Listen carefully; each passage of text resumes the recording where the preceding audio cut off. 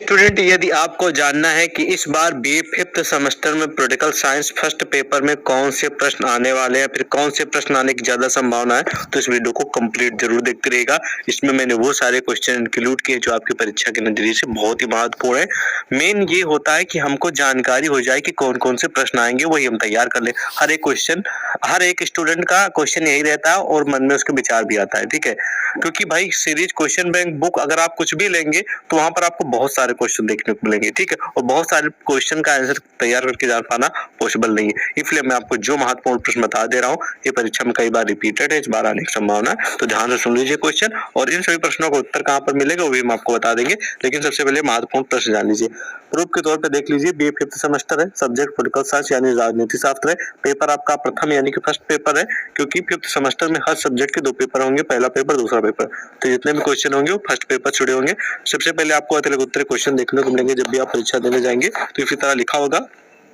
और अतिरिक्त उत्तरे का जो सबसे पहला और प्रथम प्रश्न है, जो कि महत्वपूर्ण है और रामबाण है, कि तुलनात्मक राजनीति किसे कहते हैं। तुलनात्मक राजनीति मतलब तुलना वाली, ठीक है, और ये बहुत ही महत्वपूर्ण प्रश्न। तो इस क्वेश्चन का सिंपल सा मतलब तुलनात्मक राजनीति मतलब कि एक देश से दूसरे देश की राजनीति जो व्यवस्था है उसकी तुलना करना है, कि उसमें मान लीजिए कि जो हमारे भारत देश की राजनीति है प्लस अमेरिका की राजनीति है या फिर ब्रिटेन देश की राजनीति है, इन दोनों में या फिर तीनों देश में जो राजनीति है वो क्या सेम है, मतलब कि क्या समानता है, ठीक है, और उसमें क्या अंतर है, तुलना कर रहा है, ठीक है। यही होती है तुलनात्मक राजनीति, कि एक देश से दूसरे देश की राजनीति व्यवस्था सिस्टम को तुलना करना, कि वहाँ क्या समान चीज है इस देश से उस देश में, राजनीति में क्या अंतर है, यही होता है, ठीक है। तो ध्यान रखेंगे, रामबाण प्रश्न है। अगला प्रश्न है कि ब्रिटिश संविधान की मुख्य विशेषताएं, ठीक है। तो ब्रिटिश संविधान जो है, ये जो आपका पेपर है ना, फर्स्ट पेपर पॉलिटिकल साइंस का, इसमें जितने भी क्वेश्चन आएंगे वो विदेश की जो राजनीति व्यवस्था, जो हमारे अपने भारत देश को छोड़कर अन्य देशों में जो राजनीतिक व्यवस्था है उनसे जुड़े क्वेश्चन आएंगे फर्स्ट पेपर में। भारत से जुड़े एक भी प्रश्न नहीं आएंगे ये पॉलिटिकल साइंस के फर्स्ट पेपर में, इस बात को ध्यान रखें। तो ब्रिटिश का जो संविधान है उसकी कुछ मुख्य विशेषताएं बताइए, उनके नाम लिखिए, जो कि एक महत्वपूर्ण प्रश्न है, इसको भी नोट कर लीजिए। नोट करते चलिए, जो मैं प्रश्न बताऊंगा और इनका उत्तर कहाँ पर मिलेगा वो भी मैं आपको बता दूंगा। अगला कि संसदीय शासन व्यवस्था की विशेषताएं बताइए। संसदीय, जहां पर संसदीय शासन है, ठीक है, वहां की किस प्रकार की व्यवस्थाएं हैं, उन व्यवस्थाओं की विशेषता आपको बताना है, ठीक है। ये भी क्वेश्चन आप सभी के लिए 90% उम्मीद फंसेगा, ठीक है, नोट कर लीजिए। और अगला पक्का फंसेगा। अगला क्वेश्चन कि राजा राज्य करता है शासन नहीं, स्पष्ट कीजिए। जो राजा होता है वो क्या करता है, राजा राज करता है, ठीक है, पर राज्य लिख गया है, ठीक है, गलती से राज करता है, मतलब जो शासन करता है, ठीक है, ठीक है, राज करता शासन नहीं, स्पष्ट कीजिए, ठीक है। तो इस प्रकार आपको प्रश्न देखने को मिलेंगे। राज्य का मतलब आप लोग समझते हैं कि हाँ भाई उसी का बोला बाला, मतलब कि राज कर रहा है आराम से। शासन का मतलब हो गया कि हाँ हर चीज को मेंटेन, अपने जो भी लोग हैं, जिस भी समाज के या फिर जहाँ पर राजा का सब राज्य है, तो वहाँ की जो व्यवस्थाएं उनको भी ध्यान में रखते हुए आगे बढ़ना, ठीक है। और राज का मतलब हो गया कि भैया हम ही है और कुछ नहीं है, हम कर रहे हैं, बाकी बाहर में जाए जनता, हमसे नहीं मतलब है, ठीक है। तो इस तरह आप लोग लिखेंगे, जो कि महत्वपूर्ण प्रश्न है, इनका उत्तर कहाँ मिलेगा वो भी बता देंगे। अगला प्रश्न है कि विधि का शासन, ये भी क्वेश्चन आता है लेकिन बहुत कम आता, तो आप इसे इग्नोर कर सकते हैं। कुछ बार आया था, मैंने सोचा इसको इंक्लूड करनी चाहिए, ठीक है। ये सब क्वेश्चन मैंने अपने हिसाब से इंक्लूड कराए हैं, तो ध्यान से देखते रहिएगा। पिछले 6 वालों का एक्सपीरियंस शेयर कर रहा हूँ। अगला प्रश्न है कि एकात्मक शासन की विशेषताएं बताइए। ये भी प्रश्न महत्वपूर्ण है, नोट कर लीजिए। 95% है उम्मीद है प्रश्न फंसेगा, ठीक है, नोट कर लीजिए, ताकि बाद में मत बोलिएगा कि सर आपने बताया नहीं। अगला प्रश्न है कि अमेरिका जो देश है, यहाँ की अध्यक्षात्मक शासन व्यवस्था के बारे में लिखना है, ठीक है। ये भी एक महत्वपूर्ण प्रश्न साबित हो सकता है, ठीक है, 100% नहीं है लेकिन 70% उम्मीद है प्रश्न फंस सकता है जो। लेकिन अगला प्रश्न 8 नंबर ये पक्का आएगा कि अमेरिकी संविधान में राष्ट्रपति की स्थिति बताइए, ठीक है, या फिर भारत देश में राष्ट्रपति की स्थिति बताइए। जैसे ऐसा क्वेश्चन आता है कि भारत देश की स्थिति मतलब कि राष्ट्रपति की स्थिति बताइए, और फिर तरह क्वेश्चन कि अमेरिकी संविधान में राष्ट्रपति की जो स्थिति वो किस प्रकार है उसके बारे में लिखना, जो कि रामबाण प्रश्न, नोट कर लीजिए, पक्का बचेगा।